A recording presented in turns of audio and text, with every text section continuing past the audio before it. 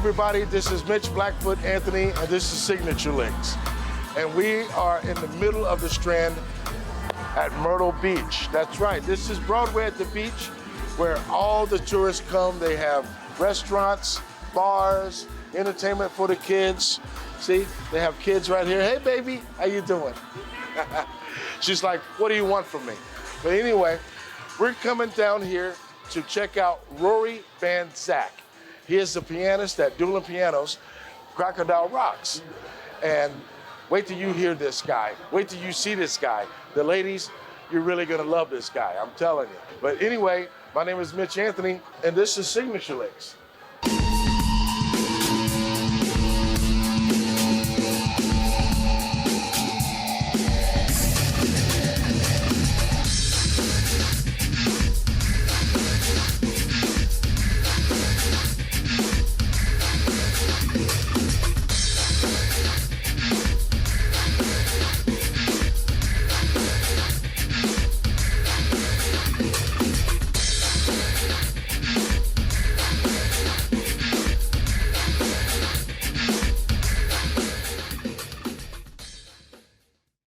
You're a mystery girl, you're a little deeper, got a story, girl. You don't wanna reach and never get. Hey everybody, we're back. This is Mitch Blackfoot Anthony, and this is Signature Licks. And we're here at Crocodile Rocks in Broadway at the beach, in Myrtle Beach, with Rory John Zak. Yeah, how you doing, Rory? Hey, pleasure, man. Hey, man, great. you look great today. You as well, man. I like the shirt. Yeah, the women's gonna be calling us here pretty soon. Rory is a pianist extraordinaire. I mean, he's got talent out the yin-yang, without me, using the other Yeah. word. But Rory, tell us a little bit about where are you from? I'm from Raleigh, North Carolina, born and raised. Okay, well, how'd you get down here? Well, basically, I ended up in Myrtle Beach because of a really special gig here in town, a big live theater that runs year-round called the Carolina Opry. Found it and ran by Calvin Gilmore. Him and his team found me. Well, let me backtrack a little bit because I've come a couple of times to Myrtle Beach, as a kid and whatnot. I used to go to the Outer Banks a lot, in North Carolina. I basically grew up there, in my summers and everything. Yeah. And that's where, a lot of my music and whatnot inspires me from the beach and the Outer Banks and whatever. But I've come to Myrtle Beach a couple times growing up. And when I was 15 years old, they had this competition that it was American Idol affiliated. And basically what they would do is they have these auditions, and that would get you right in front of the judges, whoever it was at the time. Yeah. I think it was maybe Simon and two others, Right, I don't remember exactly which judges. But anyways, my mom and I were on Google or just researching online, different competitions in the area. Cause that's when I was in my young phase, and I was I'm still hungry right now, but I'm really hungry. Back then as a kid, I was like, oh, how do I get my face out? Oh yeah, I remember that. Yeah. That. And when you start out as a musician, you start playing on the street or you go to an open mic. And so our next thing was all right, competitions, talent shows, etc. And so anyways, we found that this American Idol audition was taking place at the Carolina Opry in Myrtle Beach. And we found that the night before, and we said, okay, let's hop in the car tomorrow morning and go down there and let's go do it and see what happens. So we get down there, I get in the competition, I get up on stage, perform, etc. They did not select me to go to Hollywood or whatever, and I think there's a reasoning behind that. I'm sure it is. There always is. Right. So about 2 days later, I get a call from the president of the Carolina Opry, and he was like, hey, Rory, how are you? And I'm like, I'm good, man, how are you? I'm sure my voice changed when I was 15. I hope it did, at least. But, I'm like, hey, I'm good. He's like, so how, would you be interested in coming down to the Opry to take a position? I was like, well, I'm only 15. And so he's like, all right, well, give us a call back in a year or so, a couple of years. And so it just kind of went from there. And I told my mom what happened. She was like, Rory, they called you to come down? And I was like, I was oblivious. I didn't know what was going on. Right. And so fast forward 2 years later, the 2017, I got an email from the president again. He was like, hey, we have a position opening up in 2 months or so. Would you like to come down and audition? Mm-hmm. And so basically what this audition was, They sent me like maybe 3 or 4 songs to learn that they were already doing in the show that one of the other leads were doing. And so the second I get there, they actually throw me in the show that night. Wow. Yeah, they throw me in the show, and I'm like a deer in the headlights. And I think the only song I was able to learn with like a 3-day notice was My Girl, The Temptations. I got sunshine. Everyone knows that song. Yeah. So I go out there, do that song. I think I learned another one or maybe 2 more through that week that I was there, because they were like, you should come down for a week and try it out before we make a decision, or and we want to see what you think of it. So I learned 2 or 3 songs, and by the end of the week, they were like, yeah, man, you're a good fit. And I was wrapping up online school then, because I was in regular high school until sophomore year, and I converted to online because I wanted to focus on my music. Right. And right. That's a bold move. And I was going to ask you, what would you tell inspiring youngsters out there that want to become musicians? What it takes. What it takes. You got to have guts. Honestly, you have guts. Honestly, it's time and dedication. I mean, there's this theory called the 10,000 hour rule, where you just gotta, you gotta find yourself. You gotta find your craft, what your pros are, and what your cons are. I guess. Yeah. I mean, hopefully, you have more pros than cons. I guess. Right. But I spent a lot of time in my house in the basement. I had a little music room down there, and I was. We had a piano in the house and whatnot, and so I was playing every day, trying to learn songs, trying to find my voice, and besides from time and dedication, you have to go out and play live. I mean, that's what I tell. That's where you learn. Absolutely. That's where you really cut your teeth. And that's where people will actually tell you the truth about your playing. Absolutely, yeah. Because if you listen to your mom or your grandmother or anybody else, they're always going to tell you how good you are. Of course. And then when you go out, you're just like, oh, I'm so good. And then somebody says, hey, kid, you can't come here and play anymore. Right. Yeah. And then knock down your ego that you built up in the house. And that's the thing. Like you gotta cut your teeth out live. And that's what I tell every youngster out there that sends me a message or comes up to me, or their mom's like, oh, my kid's, learning how to play. And I'm like, you just got to go out and play as many shows or appearances as you can. And that helps you, because once you got to the Opry, it's not like you've never done it before. No. I mean, when I was young, like about 14 or 15, I started my own band out of high school with some of the, my friends that I grew up with. And we got hooked up with a big agency in Raleigh that had us really busy, like playing probably 3-4 times a week. Okay. And that had us, touring around the Carolinas a little bit. We'd pack my Toyota Sequoia up with no trailer or anything. It was like a drum kit, 3 or 4 guitars, bass. I brought my keyboard then too. But we packed that thing up, and we were touring all around just because we were so hungry and wanted to get out. And it wasn't really about the money or the crowds. We just wanted to get out and play. Right. And that was a integral part of who I am today, and also for getting that gig at the Opry. Yeah, absolutely. You had to be experienced a little. I mean, it's like if you can't. It's like getting out of the tub, man. If you don't have a towel, you're just going to sit there dripping, man. Absolutely. But you don't know how to use one. But we're going to come back, and we're going to talk to Rory a little bit about how he got this gig and what led up to it, and what he's planning on doing in the future. This is Mitch Anthony, and we'll be back after these messages.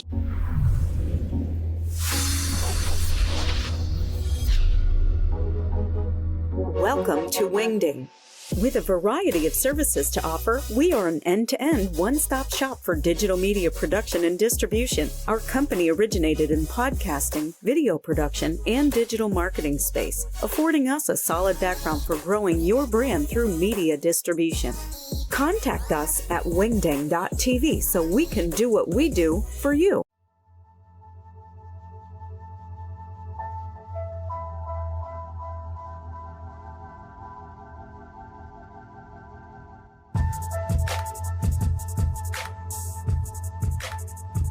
Fortunately, glide gear was originated during this whole digital revolution. Originally glide gear was started, we saw that affordable videography gear was missing. and we wanted to do something about that. We design all of our products in the USA and manufacture overseas. It's exciting for us here at Glide Gear to see what people are doing with our products on a day-to-day basis. Not only do you have the novice using our gear, but you have professionals out in the field using our gear because it's affordable and it gets the job done. The video industry, by definition, is made for creative people. We're really trying to create tools that can make those people even more creative. At Glide Gear, we're trying to make it simple, easy to use, so it can be really accessible to everybody. Ultimately, we want our product in the hands of every filmmaker. We're obsessed with listening to our customers and providing a better product. Our philosophy at Glide Gear here, it's pretty simple. It's quality product, it's affordable, and you can achieve amazing results. We have built our company on quality, affordable gear with a dedication to a long-lasting customer relationship. We say it all the time around here, things are happening.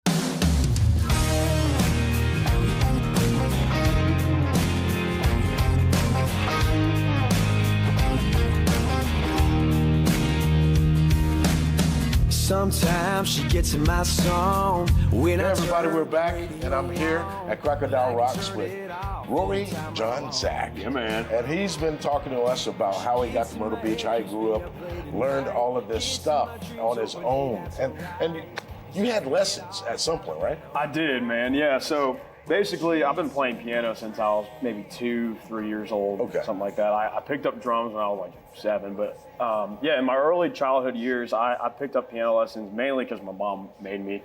I'll be honest, she wanted me to go do it. And I you wish know, my mom made me. Yeah, and even through like age, like I guess I started around like 5 or 6 years old. Took them all the way up till I was like maybe 14, 15, something like that. And Okay. you know, I had some stubborn years where I was like, yeah, I don't want to do this no more. But you know, that's everybody has like that weird like, you know, like let's say like 8th grade probably is like one of like a child's hardest years to go through as far Right. as like, you know, figuring it out. It is. You know, and I think musically I had some stubbornness, but I grew out of it, and you know, I'm super thankful that I had those lessons because I'm still playing, you know, like chops and you know, certain licks and songs that I learned, you know, with my piano Right. teachers. And it's muscle memory. Absolutely. And which allows you to interact with the crowd, and your fingers are still doing the motions. It's like me playing drums. I can still talk, chew gum at the same time. You know, Definitely, that yeah, kind of thing. yeah, yeah. But or that, whatever that is. everything.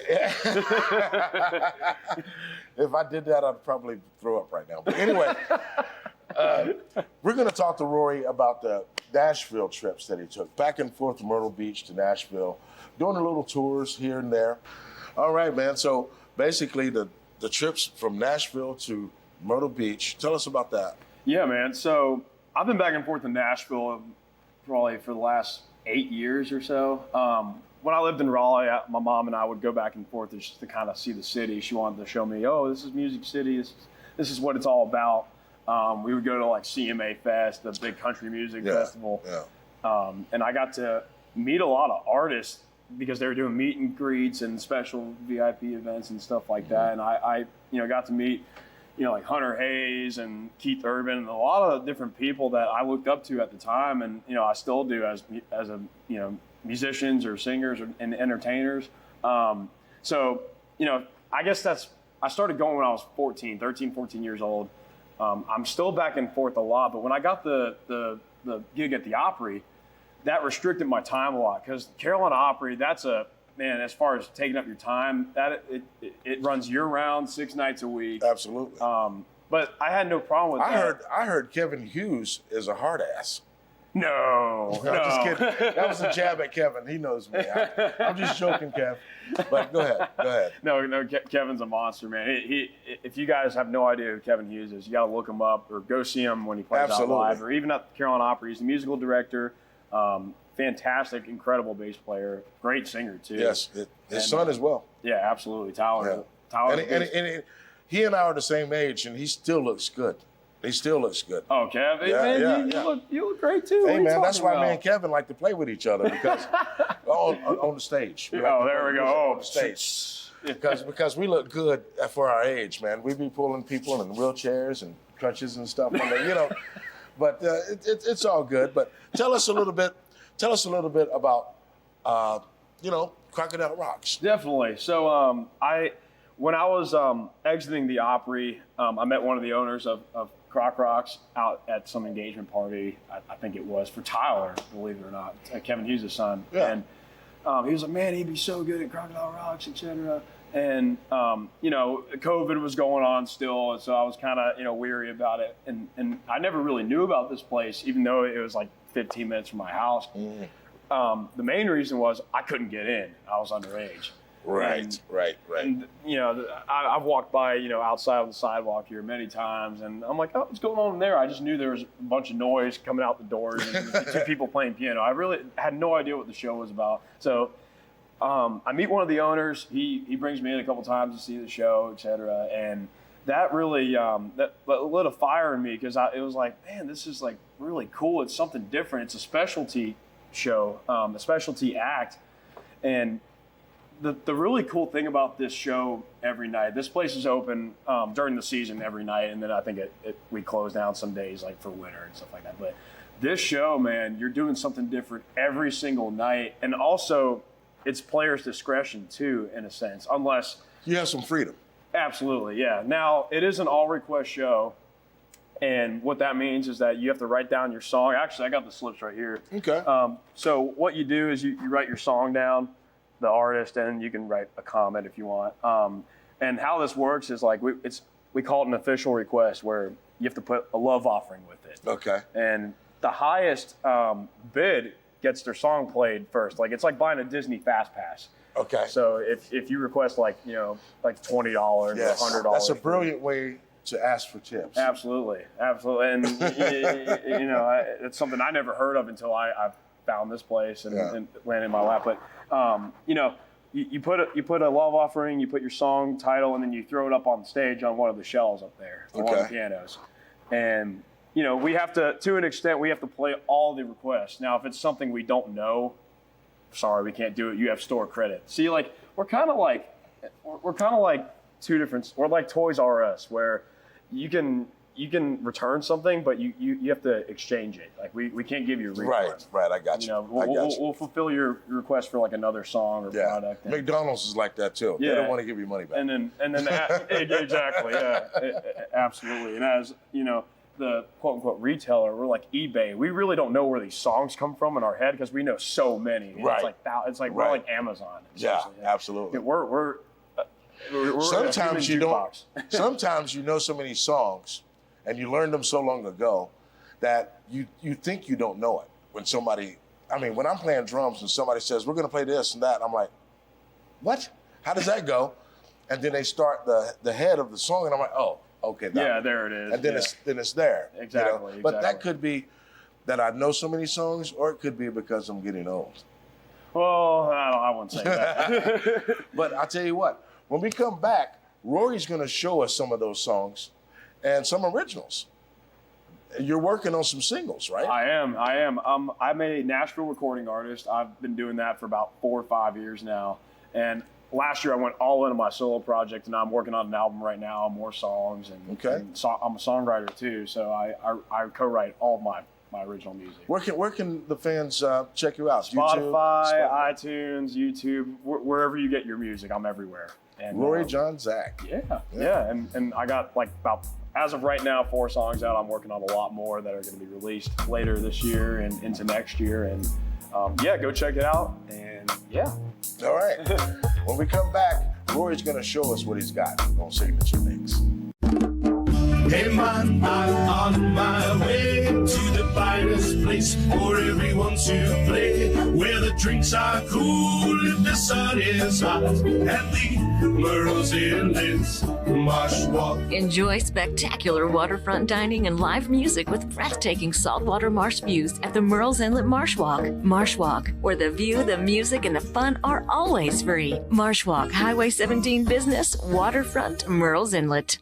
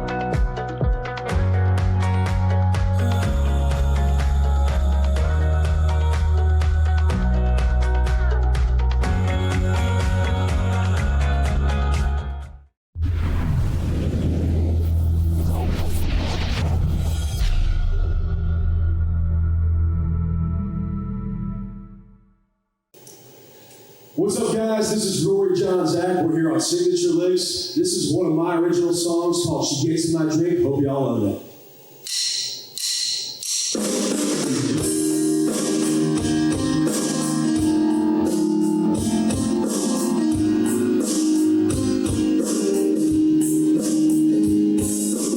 Sometimes she gets in my song when I turn the radio on, but I can turn it off anytime I want. She gets in my head, keeps me up late at night, gets in my dreams, oh baby, that's alright, 'cause I forget all about it when I open my eyes. Oh, she gets in my drink, I'm better off sober, my good time buzz is over. She gets in my drink, she gets in my whiskey, sitting right here out with me, and all that young sunshine turns to gray.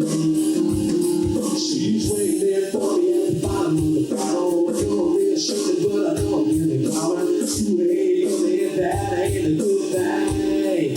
She gets in my drink. Whoa, oh, oh, oh.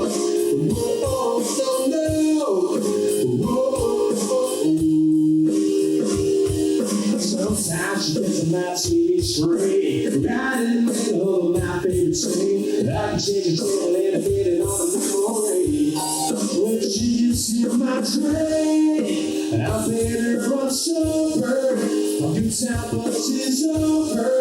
She gets in my drink, she gets in my whiskey, sitting right here up with me, and all that young sunshine turns to gray. She's waiting there for me at the bottom of the bottle. I don't really shoot it, but I know I'm in the collar. 2 a.m. and that ain't a good thing. She gets in my drink.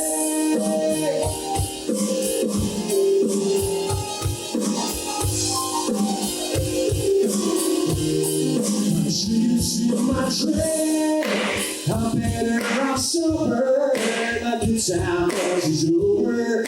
She gets in my drink, she gets in my whiskey, sitting right here with me, and all that young sunshine turns to gray. Yeah, she's waiting there for me at the bottom of the bottle. You're real shooting, but I don't get a dollar. 2 a.m. and that ain't a good thing. She gets in my drink. Whoa, oh, oh, oh. Whoa, oh, no, no. Whoa, oh, oh. Say whoa. Whoa, oh, oh, oh. Whoa, oh, no, no. Whoa, oh, oh. Last time. Say whoa. Whoa, oh, oh, oh.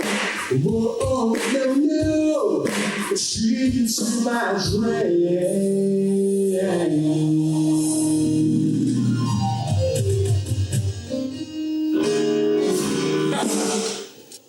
That was Rory John Zak. How did you like that?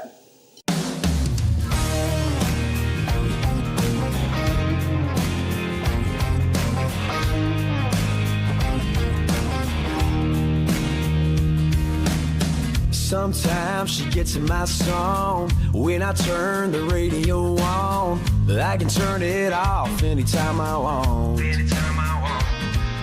She gets in my head, keeps me up late at night.